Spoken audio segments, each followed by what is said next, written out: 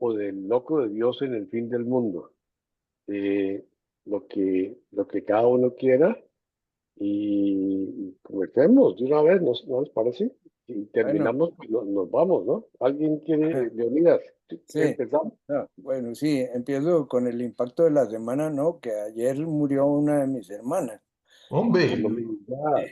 Bueno, ya eso le crea a uno unas sensaciones muy diversas porque ella estaba muy mal. Ah, Tenía un Alzheimer avanzado y entonces se cayó y se fracturó una cadera, que es la muerte de los viejos. sí, Y bueno, finalmente uno no sabe, pues en medio de todo, pues siempre es triste la muerte de un hermano, pero por otra parte uno se alegra de que haya sido así. Yo sí sí, creo que mi Dios oyó los ruegos de que eso no tenía futuro, una vida así.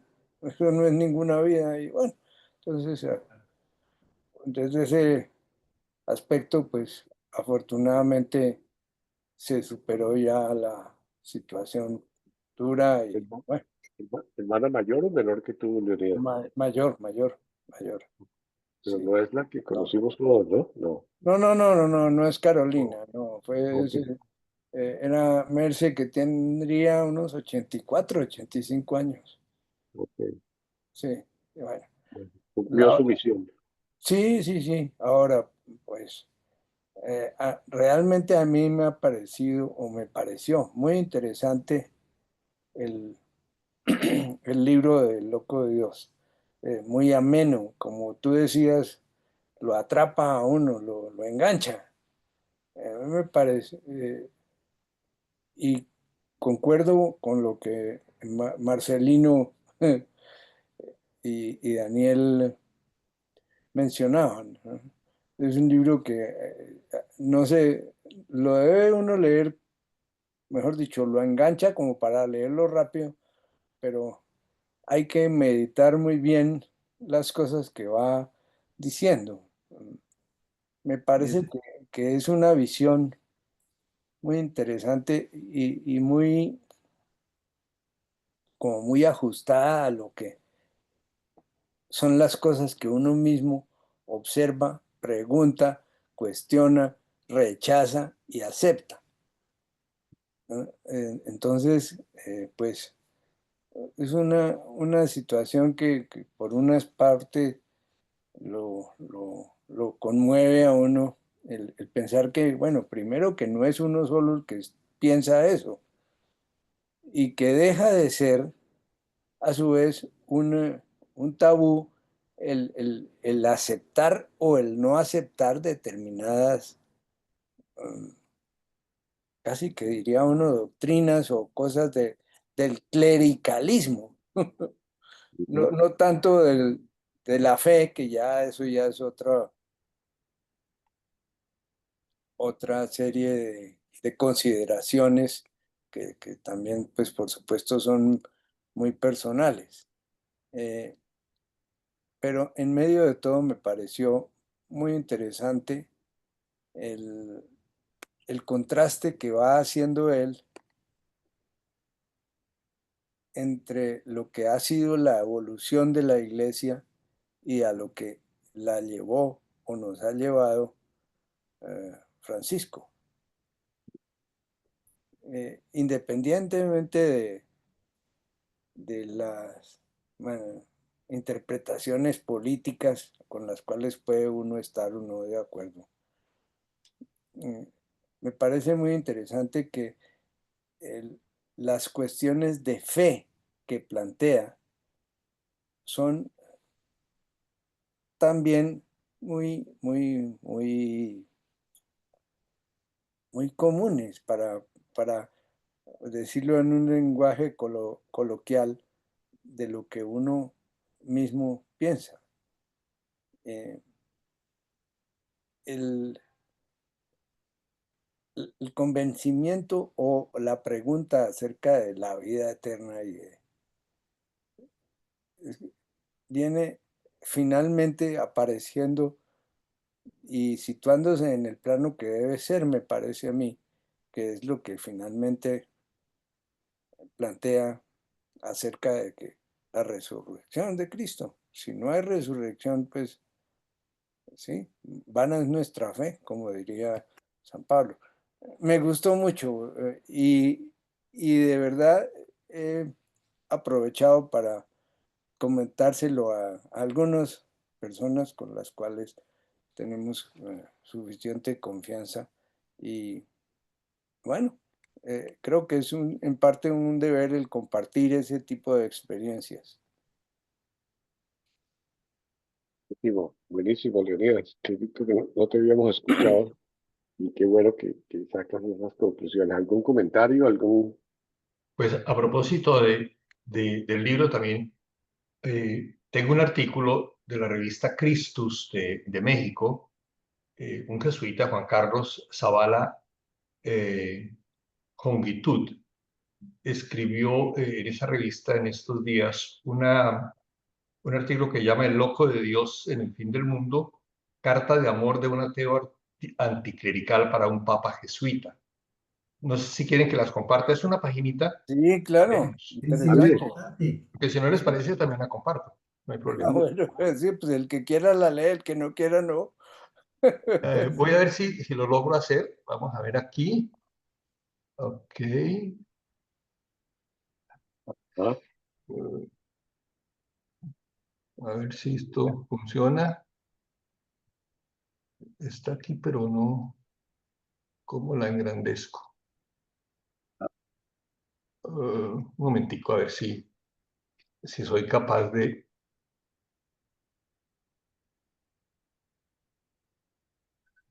Mm, no sé cómo hacerla grande o Pero compartir. ahí está, si la lees, Ahí la podemos, está una hoja, ¿no? sí, ¿Ya la están viendo? Sí, Una sí, sí, hoja, claro. Es sí, que yo no la veo, pero a Sí, sí ver. está. la Ok. vemos total, Total, ¿se con fue? la Sí. foto de él encima, pues, ¿no? Sí, una hoja, no sabemos bueno, si son más. yo no la estoy viendo. Bueno, voy a leerla, si les Vale. parece. Ah, Ah, ya, bueno, no ahora mejor, sí, claro, Sí, mejor señor. que la leas, sí. sí. El loco de Dios en el fin del mundo, libro escrito entre 2023 y 2024 por Javier Cercas, retrata el viaje de Francisco a Mongolia en septiembre de 2023. Este relato puede ser definido de muchas maneras. Puede considerarse una biografía, una crónica de viaje, una autobiografía, una bitácora antropológica o un thriller que busca desentrañar los oscuros secretos del enigmático Vaticano, gobernado por el vicario de Cristo en la tierra. Pero creo que entre todas las definiciones, la mejor de todas es que este libro es una carta de amor dirigida al propio Francisco. Con el pasar de las páginas, el argentino va emergiendo con toda su complejidad, poliédrico, como él mismo le gustaba definir la iglesia. Todo el movimiento narrativo va mostrando poco a poco cuánto amor expresa un escritor ateo por el mayor líder cristiano en el mundo. Es una carta de amor maduro, porque no intenta complacer al destinatario. La contradicción humana propia de Jorge Bergoglio, el periodo oscuro de ostracismo en Córdoba, sus conflictos con la Compañía de Jesús en Argentina y sus descalabros como pontífice, todo eso está presente. No vemos en ella un amor adolescente que idealiza a la persona amada y encuentra en ella nada más que la perfección encarnada. Al contrario, es un ejercicio que ama justamente porque conoce al amado. Mirar a Francisco pecador, como él mismo se reconocía, solo realza su entrega amorosa y hace más difícil aprehender su persona en palabras. Como toda buena carta de amor, el libro tiene una dosis mesurada de cursilería. Esto, a pesar de que nuestro autor, loco sin Dios autodeclarado, quiera evitarla a cada momento. Pero es imposible eliminarla por completo. Ella aparece en el diálogo poético con el cardenal Tolentino de Mendoza. Se cuela en la sorpresiva fraternidad creada con el padre Ernesto, misionero italiano en el fin del mundo. Y obviamente brota a cada momento en la relación que va trazando Francisco y Javier. Poco a poco, caminada acompasada, poco a poco, lo que fue un inesperado y brusco cruce de caminos entre el escritor y el pontífice se torna en caminada acompasada. Cada cual tiene su camino, su brecha, pero caminan juntos, sinodalmente. Este ejercicio de amor generoso muestra que el amor de verdad no excluye ni encierra. Al contrario, se comparte y abarca todas las personas que rodean a quienes aman. Lo anterior se observa, sobre todo, en la relación amorosa de Javier Cercas con su madre enferma. El vínculo materno es, en cada página, un motor que moviliza al escritor para llegar hasta el fin del mundo. Sin saberlo, el autor español ama ignacianamente, poniendo el amor más en las obras que en las palabras. Su amor de descreído por su madre, ferviente creyente, le lleva por caminos sorpresivos y fascinantes. Esta carta libro de amor nos recuerda cuán divertido, apasionante, desesperante y misterioso es el amor, porque el amar nunca tenemos control totalmente de lo que acontece.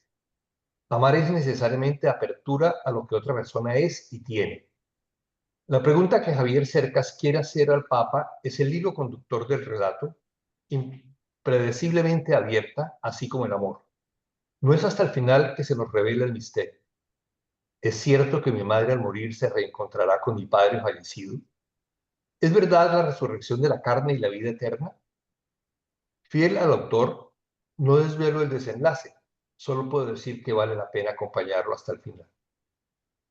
No puedo terminar este texto sin señalar que en esta carta, Francisco también es una especie de remitente, especialmente para nosotros como jesuitas y para aquellos que conocen la espiritualidad ignaciana, porque podemos ver reflejados en él gestos y rasgos propios del ser jesuita. Sus acciones nos hablan de lo que somos como compañía de Jesús y de lo que nos hace ser lo que somos, pecadores llamados a servir a Dios, en especial obediencia al Papa. Por momentos quisiéramos tener al autor enfrente para decirle que no está entendiendo o que quizás entiende bien pero no quiere aceptarlo. Que Francisco es así porque es jesuita, porque contempla a Dios en todas las cosas y a todas las cosas en él. Esta carta de amor mira al más importante líder católico desde los ojos de un escritor ateo y anticlerical. En ella, la vida creyente, aparentemente irracional, se mira con los ojos de la razón moderna. La inestable vivencia de ambas es lo que le da al libro su encanto. El arte y la fe no pueden dejar las cosas como están. Las cambian, las transforman, las convierten, las mueven.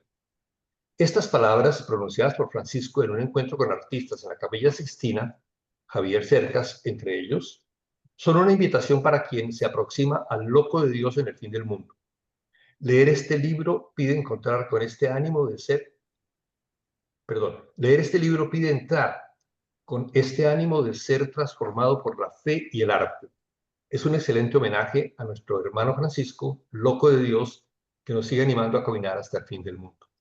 Qué belleza, Y el artículo. Bueno, qué belleza de artículo, qué maravilla, impresionante, lindo, lindo. sí. Bueno, yo Es que mexicano, ¿no? Es mexicano el tipo.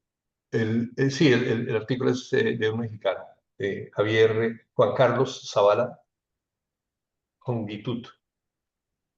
Pero creo que es una buena síntesis y un buen análisis, aunque pues obviamente puede ser discutido y puede ser visto desde distintos otros ángulos, ¿no? ¿Quién quiere seguir? No, pues es que después de eso, ¿qué más hace uno? Yo encontré, sin llegar a la profundidad del libro, encontré dos características muy interesantes. La primera, la descripción que Javier Cercas hace de Francisco. Es una descripción a veces hasta graciosa, pero es la descripción de un católico honesto hablando del Papa. Es que ver que hay una parte donde dice, es que Francisco dice que para ser misionero hay que ser como una cabra, loco, ¿sí? Y explica todo el porqué de Francisco llega a eso, a la misericordia, al hecho de él haber sido misionero y haber estado, como lo mencionan aquí, en ostracismo por allá en Argentina, por allá en un rincón, lo describe perfectamente bien. Esa es una de las partes del libro. Y la otra, que es interesante y es muy buena, es la parte narrativa. Él describe cosas, describe situaciones, hombre, en una forma que es un arte. Es decir, lejano a él, Ricardo Silva es un maestro de la descripción. Él tiene un poco de libros en las cuales hay un libro, no me acuerdo cómo es, sobre la Vuelta a Francia, en la cual ganó Lucho Herrera, que describe cada uno de los personajes, lo va describiendo día a día. Este tipo lo hace también de una forma mucho más profunda y mucho más interesante, ¿sí? Entonces, esas son las dos partes que me parecen muy interesantes, esa forma como él ataca la parte, la personalidad de Francisco y, y el paseo que él hace hasta Mongolia, porque pues todo eso fue un paseo en la cual casi van de la mano los dos, así nos estuvieran viendo. qué bien, Marcelo. ¿Quién más? Daniel, bienvenido, César. César, Daniel, llegó la familia. Buena familia.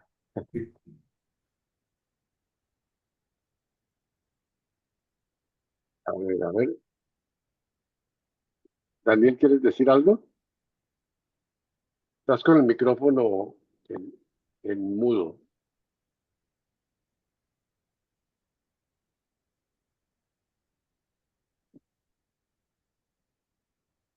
Listo. Eh, yo tuve un percance terrible con el libro el día siguiente a nuestra última reunión que me pareció tan espectacular. Y fue que había leído toda la primera parte y no me di cuenta. Entonces, cuando fui a retomar, como 4 días después fui a retomar el libro, me encontré con otro libro. Empezaba otro libro que se titulaba Los soldados de Bergoglio y quedé verde. Permítame, leo lo que puso ahí el señor como anotación. Son hombres extraordinariamente valientes en la guerra. Son muy sumisos a su señor. Son los que mejor soportan las dificultades y males, los que menos gasto requieren, los que más viven, siendo aptos, por tanto, para la conquista de ciudades y reinos. Es una, eh, ¿cómo se dice? Un pedacito de las memorias de Marco Polo. Y entonces me sacó del libro. Y yo, miércoles, ¿esto qué es? La anotación de Marco Polo se refiere a los soldados de Kublai Khan allá cuando él quedó atrapado en Mongolia. Pero, no sé, el Espíritu Santo debe estar con nosotros. La carta que acaba de leer eh, Fernando me dio berraquera. Dije, no, qué carajo, voy a ser capaz de decir lo que voy a decir. Pido excusas de antemano porque es bastante personal lo que voy a decir, pero yo creo que de pronto sí nos sirve. Yo tenía más o menos unos 10 o 11 años cuando a las 5:30 de la tarde que llegábamos del colegio, eh, por Nueva Granada o por Nuevo Mundo, no sé cuál de las dos emisoras, transmitían Sandokan, el tigre de la Malasia, y los 8 o 7 pelados de la misma edad que vivían ahí en un sitiecito donde vivíamos nosotros, en la calle 67 que se llamaba La Rotonda, éramos fascinados con esa vaina.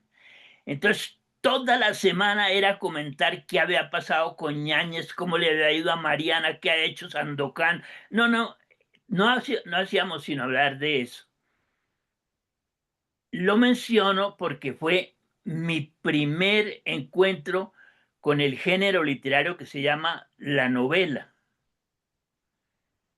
Entonces, fascinado, yo quería saber de novela, qué era novela, y convencí a mi madre de que me llevara al Teatro Cid, me acuerdo, a ver La Guerra y la Paz de Tolstoy. Yo creo que mi mamá debió reírse mucho, no sé qué motivación pudo tener, la cosa es que me llevó al Cid a ver La Guerra y la Paz. Cosa tan espectacular esa carta que acabas de leer, ¿no?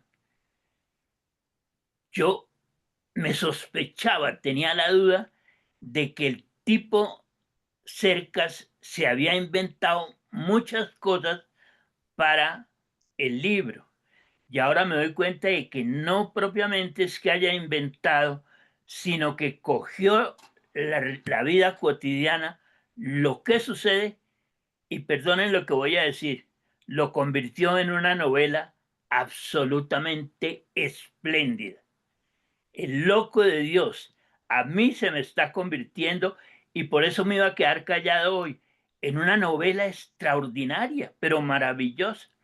Me puse a pensar un poquito de Yo con Yo y me di cuenta de que las 3 primeras novelas que yo leí son parecidísimas a este libro. La Guerra y la Paz de Tolstoy es un encuentro de personajes históricos reales, ¿sí? Con la cotidianidad y con el hecho que cada uno desarrolla su vida en esa cotidianidad, y en esa cotidianidad encontramos o el ser unos pobres diablos que no somos nada, o el ser gente muy grande, ¿no? Los pedazos de Guerra y Paz en que Napoleón se presenta como el gran conquistador y termina saliendo barrido completamente de Rusia, y como los rusos incendian Moscú, etcétera, etcétera, etcétera. Me imagino que todos ustedes conocen Guerra y Paz. Son la vida cotidiana que se convierte en una épica sensacional. Y entonces entendí esta página que ustedes acaban de leer, perdón, que les acabo de leer. Qué cosa tan maravillosa serán los datos que esta novela tiene. La segunda novela que a mí me apasionó, y fue precisamente por haber leído Guerra y Paz cuando tenía como unos 12 o 13 años, fue en Los Gonzagas. Creo que yo ya dije esto alguna vez. Hernán Umaña, le dijimos que por qué no dábamos una película en la reunión del sábado. Entonces el curita se murió de la risa. Dijo, pero ustedes me van a convertir la reunión del sábado ¿en qué? Dijimos, no, pare, lo usamos como elemento que sea para la educación de todo. Yo no sé qué cuento le armamos con Álvaro Umaña al cura. La cosa es que nos dejó ir a buscar una película para el sábado, pero no para la reunión, sino para los que quisieran participar como de un cineforum después de la reunión. Y entonces nos conseguimos con Álvaro Umaña Los Miserables de Víctor Hugo. Y finalmente, cuando yo ya llegué a la universidad, mi novela que fue el gran descubrimiento fue El Rojo y Negro de Stendhal. Repasando un poquitico esto que les estoy diciendo, me parece que El Loco de Dios es una creación absolutamente maravillosa, pero bellísimamente armado de un montón de datos que este señor fue acumulando lentamente. Y entonces me di cuenta de que las páginas que yo había leído, a mí me parecía que habían sido en días, ¿no? Que en unos pocos días lo habían llamado del Vaticano, él había hablado, había puesto su condición, bla, bla, bla, y de pronto me di cuenta de que el tipo sabía un montón de cosas del Papa Bergoglio. O sea que no pudo ser en días, tuvo que ser en meses. O sea que en las 90 primeras páginas el tipo nos cuenta sobre una investigación machísima que él hizo sobre Bergoglio y que conocía a Bergoglio. Caray, qué cosa tan maravillosa. Y fíjate, Fernando, que la carta que nos acabas de leer, me parece a mí, tiene todo este mismo contenido. Un montón de datos que tuvo que demorarse un montonón de tiempo para recopilarlos. Esta gran novela está entonces en mi primer plano de lecturas de aquí en adelante. Espero poder llegar rápido al final para poder solucionar todas estas angustias, porque tenía hoy temas muy ricos para comentar: el loco de Dios, la resurrección de la carne, la experiencia familiar, etcétera.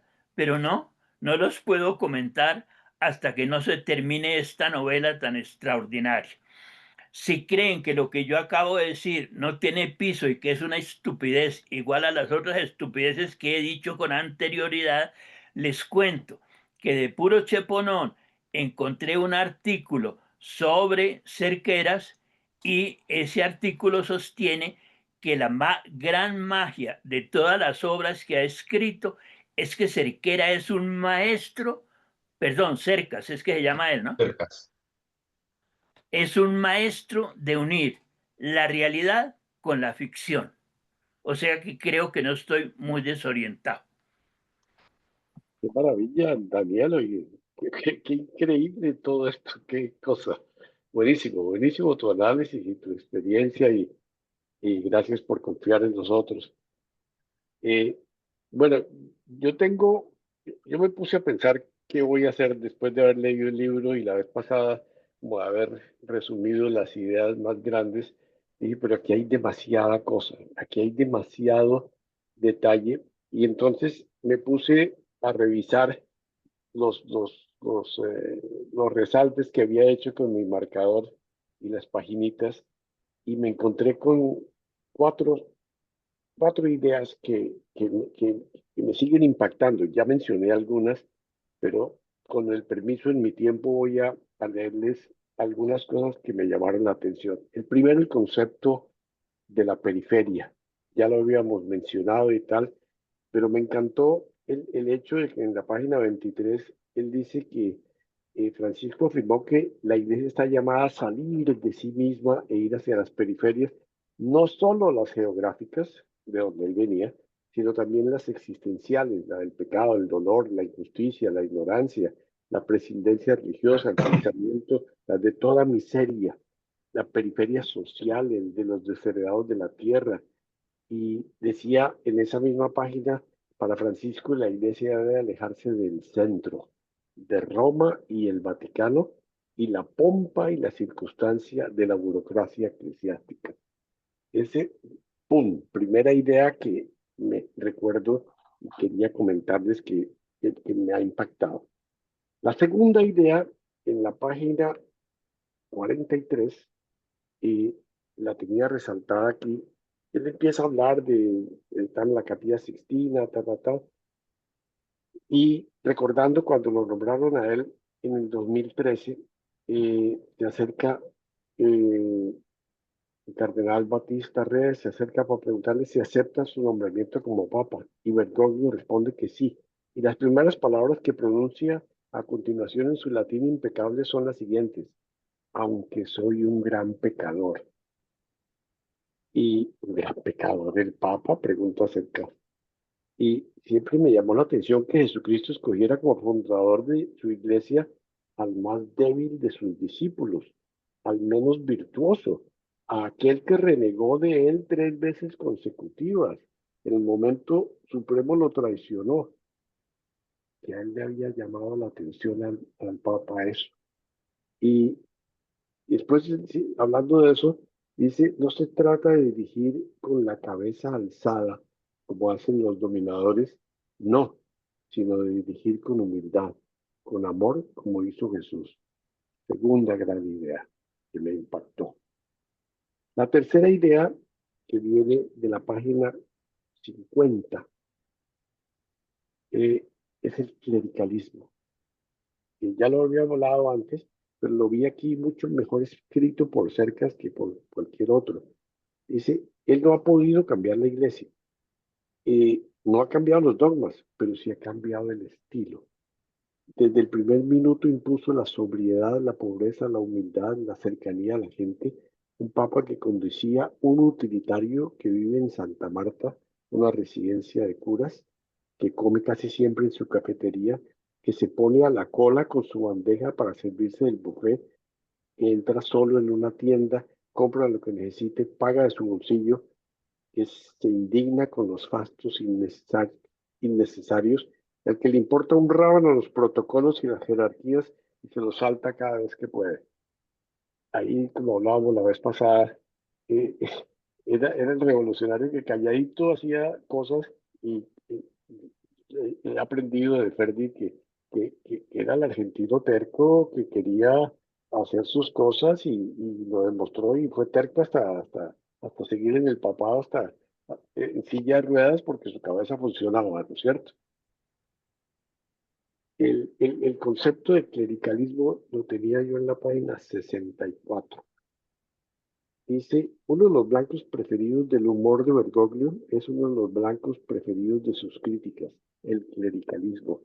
La idea perversa de que los clérigos son superiores a los laicos. Otro, las fechorías de sus adversarios dentro de la iglesia. Ese tema del clericalismo lo analiza después mucho más profundo. Y el último, que lo tenía escrito, lo tenía más o menos señalado, está en la página 94. Y casualmente hoy vino de visita a mi casa un amigo, fue alumno mío en el Colegio San Carlos, creo que les mencioné, se llama Juan Fernando Posada, y él fue el que me dijo, oiga, acaba de salir esto y me mandó el libro, digamos, el lanzamiento en España, y después me recomendó el libro, léaselo, y por causa de él lo leí, diciéndome que la idea para él central, y concuerdo con él, es que la idea del libro está, la idea de Francisco sobre todo, era el secreto del discernimiento, y que el discernimiento para él lo había impactado, él se confiesa bastante alejado de la iglesia, pero, pero con él conversábamos, el libro como que lo acerca a uno indirectamente a esa iglesia que todos queremos, como hablábamos ahora, que como que refleja lo que nosotros somos. Y en la pregunta, en el diálogo con Spádaro, yo dije que yo tenía un amigo en Roma que conocía a Spádaro, que era Ferdi Mendoza. Tú lo conoces, ¿no es cierto, Ferdi? ¿A Espadaro? Sí, Sí. un jesuita, ¿no? Sí, él es Eh, jesuita, es el director, fue director hasta hace poco de la revista Civiltà Católica, que es de las revistas más conocidas a nivel del mundo religioso, y actualmente él trabaja como asesor en la Secretaría, en el Dicasterio de la Vida Religiosa. Entonces, cuando cerca se encuentra con Spádaro y tienen unos diálogos fantásticos, y hablando de la espiritualidad, llega al decir, la iglesia no es monolítica, afirma, en ella hay muchas formas de vivir la espiritualidad. La de los jesuitas está centrada en el discernimiento, un término que el Papa usa mucho, eh, aunque ante cualquier problema, la solución debe buscarse con discernimiento, que entiendo que es un instrumento de búsqueda racional, pero también espiritual.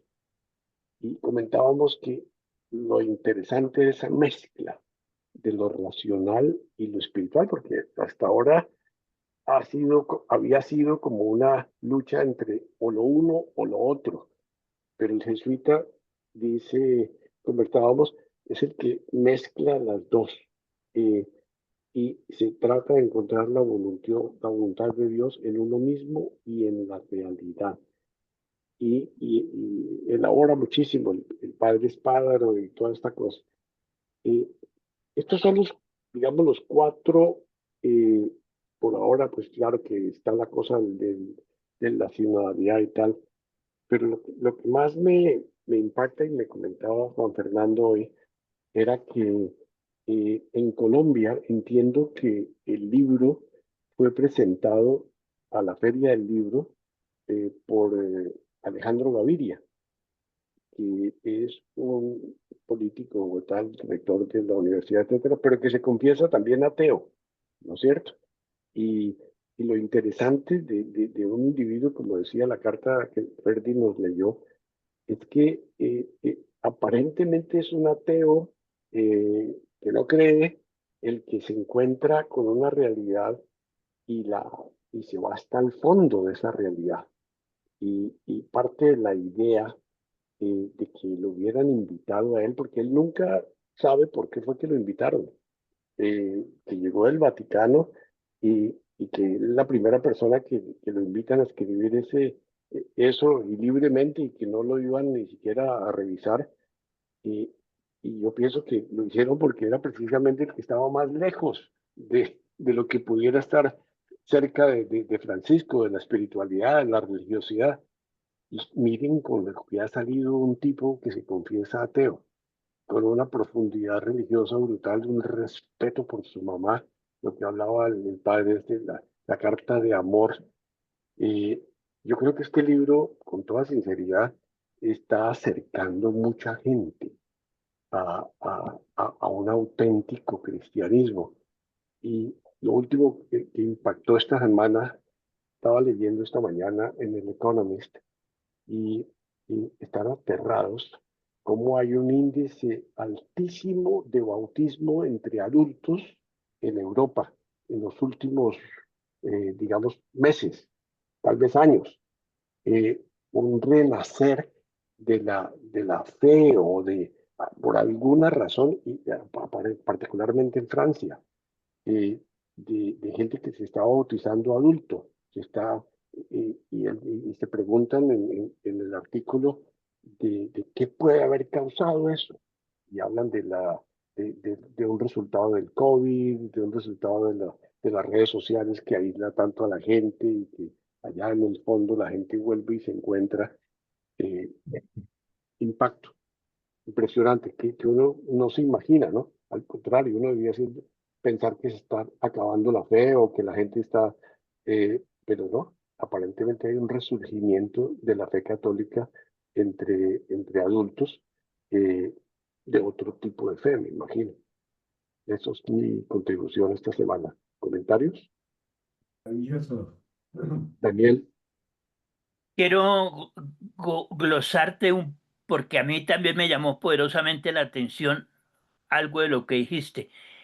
Es muy divertido que él está hablando con el director de esta revista, que entiendo es una revista muy importante en Roma, Fernando, que es junto con el Observatorio Romano, son como los dos medios de publicación más importantes del Vaticano.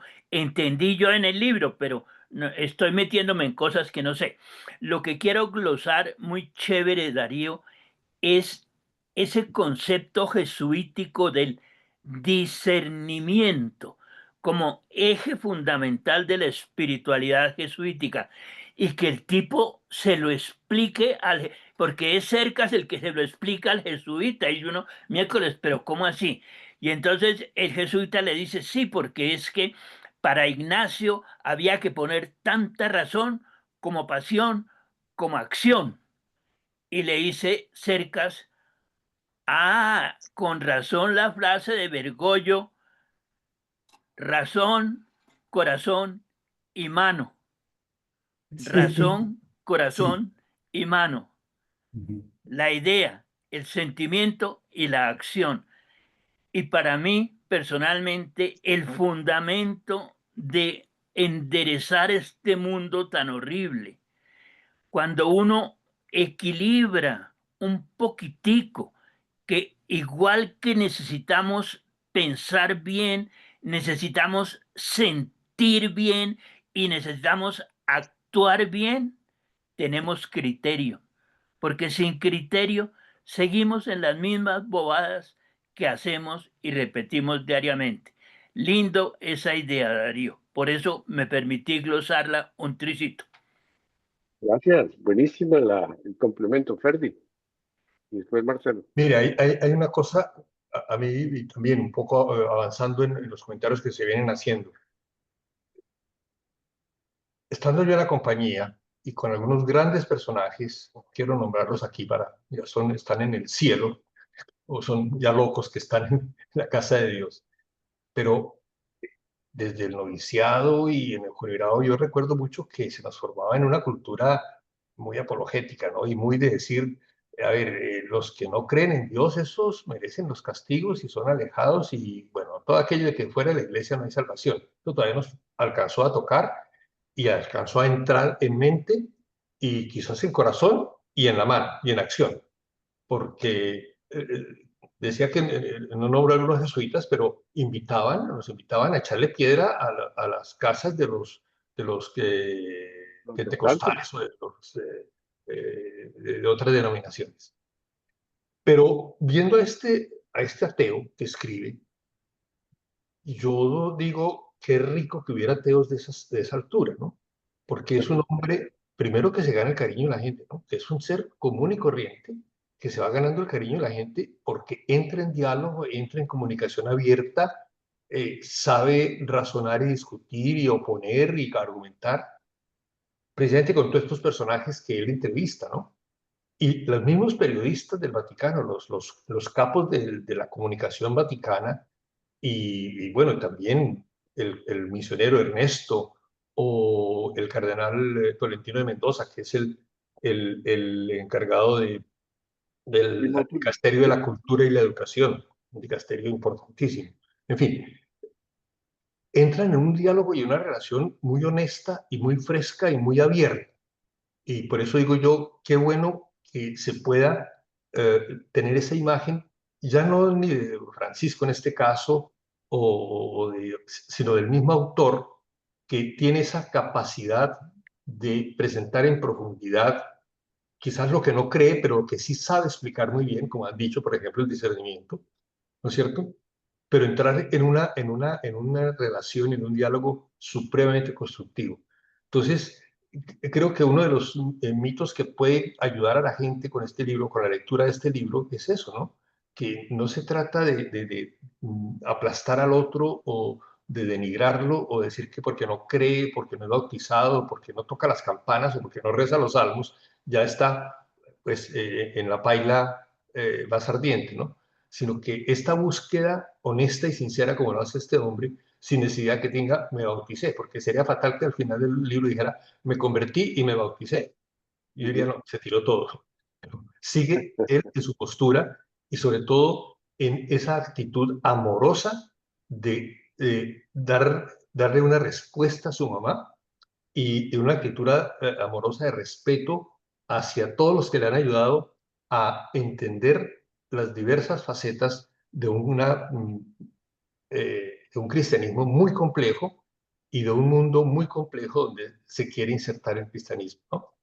Y termino diciendo que esa idea de que sea en la carta que leí o en el mismo libro, que todos somos pecadores y sin embargo llamados por Dios, ¿no? Es una cosa muy linda y muy profunda, que en este momento es la tarjeta de identidad de los jesuitas, que fue lo que acuñó la Congregación General 32 al definir qué es un jesuita.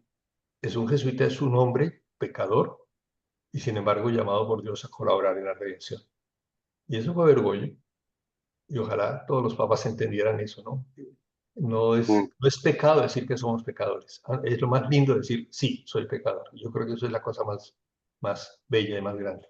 Y sin embargo no me quedo en el pecado, sino que sigo siendo y trabajando y luchando por eso, por ser coherente, ¿no? Un poco, que es lo que nos presentan muchas facetas del libro. mm, interesante eso. ¿Un otro comentario? Marcelo, ibas a decir algo. Es que en alguna reunión en que alguien tocaba temas religiosos, me atreví a decir, es que todos somos hijos pródigos. Y una dama me dijo, ¿y por qué?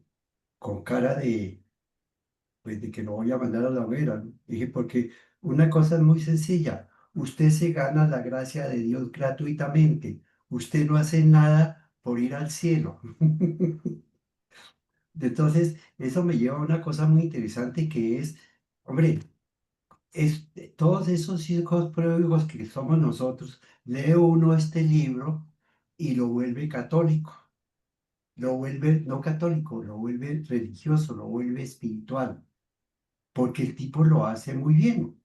Es decir, dentro de su perspectiva de ateo, pues realmente lo hace muy bien en la explicación de la iglesia, de la religión católica. Lo explica perfectamente bien a través del personaje de Francisco. Ujú, ujú. Qué interesante eso. Qué cosa linda, oiga. Eh, ¿Algún otro comentario? ¿Alguna otra? eh, César, César, no, César lo vi que estaba tosiendo mucho. Y probablemente por eso apagó la cámara. Eh, ¿Comentarios?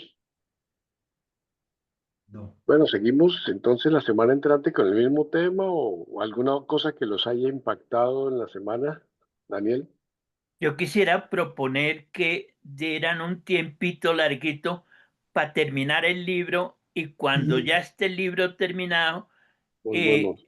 sí hacer como un gran resumen, tanto de esto que hemos hecho, que a mí me ha parecido re bueno, pero re bueno a morir, Sí, como de ya el libro terminado, porque es que creo que el no conocer el final del libro, por lo menos a mí me inquieta, ¿no? Me tiene en vilo y obviamente no quiero conocerlo hasta no leer todo el libro. Entonces, ¿qué tal si la semana entrante hacemos otra cosa y para más adelantico un gran final del loco de Dios? buenísimo, Sí, sí. buenísimo. De acuerdo, y nos da tiempo de resumir Claro. otras ideas. Sí, Y de releer cositas. Sí, me sí, parece sí. bien. Me parece bien. Leonidas, No, no, me parece que es muy bueno, muy bien. eh, hay un temita que me ha impactado esta semana y creo que vale la pena compartirlo con ustedes y creo que Ferdi también nos puede ayudar en esto. A mí me impactó una decisión que hubo en Colombia de la Corte Constitucional que obliga a la iglesia y a las comunidades a dar la información de los abusos sexuales, de las cosas estas de las órdenes religiosas y del clero, obligan a dársela a la prensa. Y me imagino que eso es un impacto, además para el caso de Pacho de Rú y todos los demás, eh, no sé si eso es retroactivo o eso es eh, de lo que pase ahora en adelante, pero pues, es una decisión muy fuerte, muy clara. Eh, Me impacta no por la validez que pueda o no tener eso, sino porque me imagino que eso va a abrir una caja de Pandora impresionante y y lo que antes llamaban el escándalo, eh, pues va a ser real, ¿cierto? Cuando salgan cosas que probablemente se tenían guardadas y se han tenido guardadas por mucho tiempo. No sé qué piensan de ustedes de esto. eh, no digo que tenga temor, ¿no? Pero sí me impactó eso, que la Corte Constitucional de Colombia decidiera que los periodistas, estos Barrientos y el otro, tuvieran razón y que pudieran pedir esa información y la deben entregar las arquidiócesis, las comunidades religiosas, etcétera, etcétera. ¿Algún comentario? Sí. Perdón. Yo tenía ese tema y lo puedo unir también con lo que un estado de Estados Unidos aprobó también, que se obliga a los sacerdotes, bueno, por lo menos en primera instancia, pero lo están peleando, ¿no? Se obliga a los sacerdotes a revelar lo escuchado en confesión. Wow. Eso es todavía más profundo. Mm, yo tenía ese tema porque también me impactó el hecho de que se obliga a abrir todos los archivos y entregar toda la documentación, bueno, cosa que es peligrosísimo, bueno, sí, pero lo dejo para la discusión posterior. Eso lo hicieron, no está diciendo, lo hicieron y lo siguen haciendo en Bolivia. En Bolivia tenemos un problema serísimo porque también obligaron y entraron a la curia provincial y se llevaron todos los archivos que quisieron. Eso fue una cosa terrible. Y en Chile también está la misma tendencia, ¿no? Bueno, entonces yo creo que un tema, sí, para informarnos un poquito más y poder discutirlo. Ujú. Yo tenía ese también de lo que les dije de Estados Unidos.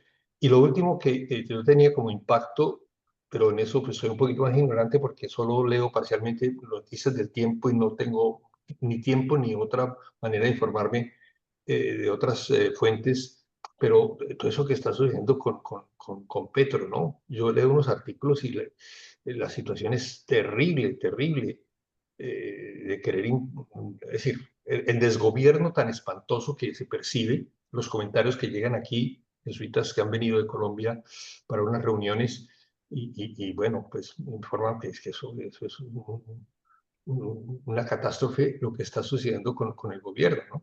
Pero bueno, ustedes tienen allá más información y más cosas, pero quería comentarlo porque he leído algunos artículos, algunas editoriales, obviamente solo parcialmente del tiempo, que es solo una fuente y no, pues no tengo, digamos, como otras versiones que sea interesante, que quisiera pues, verlas, pero ni tengo tiempo ni tengo ni suscripción o cosas de esas cosas más serias. Pero bueno, era eso lo que quería aportar, pero me parece que es bueno y podemos abordar Ujú. esos temas u otros que aparezcan, ¿no? Pero ya esos son impactantes, sobre todo ese que plantean de la sentencia de la Corte, de tener que abrir los archivos y suministrar toda la información de los procesos, ¿no? Cuando los procesos, aún en lo civil, tienen sus reservas. Sí. Pero bueno, es tema de conversación. Sí. ¿Algún comentario? Mira, sí, hay una cosa, obviamente eso debe hacerse, pero hay algo que da un santo temor, que son los periodistas. Ujú. Los periodistas cogen cualquier información y arman unos novelones espantosos sobre eso y a veces no importa sobre quién caminan, ¿no? Entonces, pues eso de que se abran los archivos y puedan comunicar y decir, pues yo creo que eso hay que pensar en que hay que ponerle prudencia a eso, ¿no? Pues si no, eso se vuelve como en la edad de media, ¿no? Mandar gente a la hoguera cuando son inocentes. No estoy diciendo que haya que tapar, porque eso hay que decirlo. Hay cosas que hay que decir cuando se comprueba, pero no cuando todavía no se comprueba y empiezan a armar escándalos. Conozco un caso concreto de un sacerdote, un obispo, que fue acusado y se demostró que todo eso había sido mentira. Sin embargo, quedó manchado. ¿M? Ujú. Entonces, imagínense eso ya en manos de periodistas, eso es espantoso. Sí, sí. Sí, ese es un tema interesante y bien fregado. Daniel, ¿querías decir algo? Para mí es un callejón sin salida, ¿no? Me, ¿cómo podré expresarlo? Me angustia. Imagínense, voy a poner dos ejemplitos. Hubo una estrategia planeada y planificada para convertir a Álvaro Uribe y a sus ayudantes en, cómo era la caricatura? En un terrorista, ¿no? Álvaro Uribe era ay, Paramilitar, perdona, ayúdame mal. ¿Cómo era la así, caricatura que le pusieron?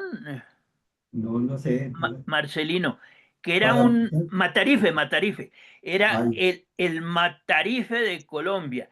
Y fíjense en que caló.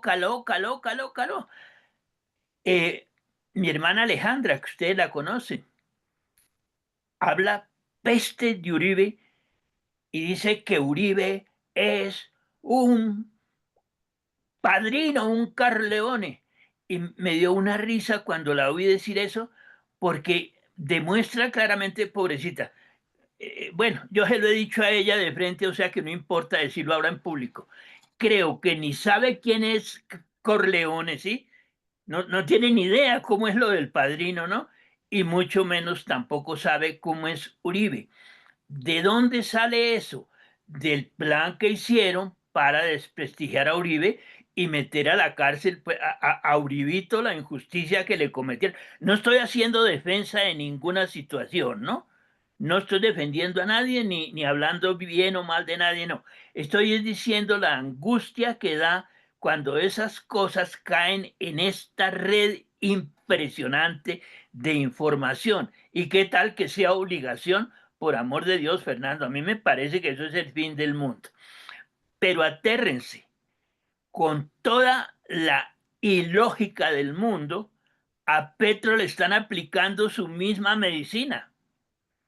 Petro subió gracias a horrible forma de desacreditar a un gobierno que usaron para arrinconar a Uribe, y ahora están arrinconando a Petro y entonces lo tienen a uno con la cabeza así, por amor de Dios. Este fin de semana que fue puente aquí en Colombia, a Petro lo mataron. Lo mandaron al hospital militar con sobredosis, muriéndose y haciéndole aplicación y lavado. Lo, ¿Cómo se dice? Lo acusaron de haber faltado a una reunión de alto nivel que hubo en Panamá, etcétera, etcétera, etcétera. Y ayer Petro salió como un pavo sin ni que ninguna de estas cosas que dijeron durante 5 días, todo el fin de semana, pudieran ser ciertas. Entonces, a mí eso sí me pone la cabeza así, pero como un timbal, ¿no? Cosa tan horrible. No se puede confiar en nadie. Nada. Y yo mandé hoy un chat que me pareció muy sensato del director de Noticias RCN. Les aconsejo que le echen una pensadita a lo que ese señor dice. Cosa tan difícil es en este momento. Creo que no puede uno confiar sino en nosotros 5 nomás. Todo lo demás que se diga por fuera es horrible, ¿no? Es... Y eso, y eso, ¿Ah? y eso, Marcelo. Mire, hay una cosa que toda esta discusión, y no quiero tomarle mucho tiempo porque este pues, sería un tema para otra, eh, me impactó muchísimo leer, por ejemplo, que en Europa, en Alemania, por ejemplo, no se puede hablar mal del gobierno, no se puede hablar mal de los políticos. Entonces, el tema serio es la famosísima libertad de expresión. ¿Hasta dónde llega la libertad de expresión? Porque nos empavonamos hablando de la libertad de expresión. En Estados Unidos era la gran libertad de expresión. Cualquiera se supone que tenía derecho a decir todo esto hasta que llegó Trump. Porque si tú dices que abajo los israelitas te echan de la universidad, no te admiten, todo, hay libertad de expresión, no, hay control de lo que usted pueda decir y de lo que diga. Están analizando las redes sociales de los candidatos a universidades para ver si los admiten o no. Eh, la expresión y la libertad de expresión, entiendo que en varios países de Europa hay limitaciones reales para decir cosas. Usted no puede decir nada que con absoluta libertad hasta que invada la libertad del otro, hasta que atente contra la libertad del otro. Y a los hijo de mil procesos que hay ¿cómo se llama? Por calumnia. Entonces, averigüen en Colombia cuántos miles de procesos hay por calumnia porque lo que dijo no es verdad. Pero pues ya lo dijo, y ya salió, y ya se creó. El gran tema para mí es la libertad de expresión. ¿Hasta dónde se puede decir lo que a uno se le dé la gana sin hacer daño? y hay la responsabilidad de los medios, la responsabilidad y los controles que quieren ponerle a las redes sociales. En muchos países en Europa les ponen controles a las redes sociales. Ah, pero que eso es comunismo, que eso es dictadura. En China no se puede decir lo que usted quiera, pero ahora tampoco en los Estados Unidos. Pero nosotros seguimos con la cosa de que puede decir lo que quiera y como quiera, inventar las historias que quiera, y el periodismo se trata de captar, ¿cómo se llama? Audiencia. Y entonces, entre más estrambótica sea la noticia, mucho más impacto va a tener y va a tener más ventas el periódico, el noticiero, o lo que sea. Eso es serio. Es mi, No, nosotros solamente no, Darío, el mundo entero. Por claro, amor de Dios, en este momento, el fiscal de Guatemala sí, mandó circular la roja esa que dan, ¿sí? El Para que reporte. cojan preso a 2 colombianos sí, por sí, haber participado en el desfalco ese grandotote que hubo con esa empresa que yo no me acuerdo, ¿sí? Mírelo por donde usted lo mire, esa vaina no tiene ni pies ni cabeza. Entonces no sí, solamente la libertad de expresión, los derechos humanos, Darío, cogen los derechos humanos y entonces si un policía le pega a un encapuchado frente a la Universidad Nacional, el policía la lleva, porque los derechos humanos, pero por amor de Dios, fíjese Darío que el problema que tú denuncias es un problema moderno terrible, ¿sí? Sobre los límites.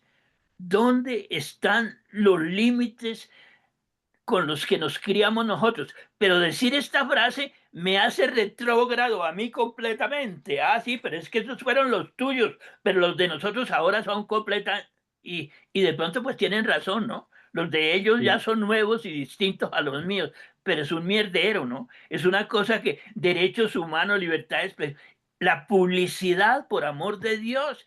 Ya en publicidad dicen unas barbaridades impresionantes porque los publicistas ganaron unas, ¿cómo se llamará eso? Tutelas. Unas tutelas para poder decir barbaridad, etcétera, Darío. Entonces, eso sí, yo creo que no da ni para discutirlo, ¿no? Porque, qué cosa tan horrible y qué sacadera de ojo tan harta y tan aburrida. Pero posiblemente es por lo que ya yo tengo 84 años ya. Ya no tengo ni derecho a hablar posiblemente, ni expresión ni derechos humanos, creo que tengo yo ya. Y la tiene, aquí la sigue teniendo, tranquilo.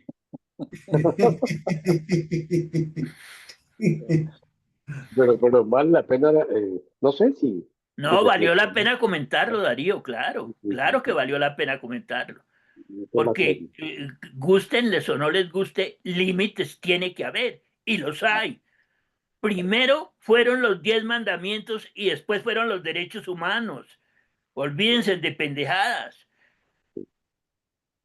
Eh, Uno no sabe realmente estas cosas. Yo digo, es decir, uno oye uno y otro y uno dice, hombre, de repente tienen razón, ¿no? Es decir, ¿cómo es posible que un secretario de Estado, Marco Rubio, dice que las universidades no deben admitir gente que piense diferente eh, eh, que los Estados Unidos, ¿no? Es decir, que sea antisemita? No Pues puede dele, recibir. dele unas clases de discernimiento a Rubio. Sí, No sé si oyeron ustedes hoy, aquí en las noticias por lo menos, a propósito de la conversación que tuvo hoy Trump con Putin y lo que Putin dijo de Zelensky.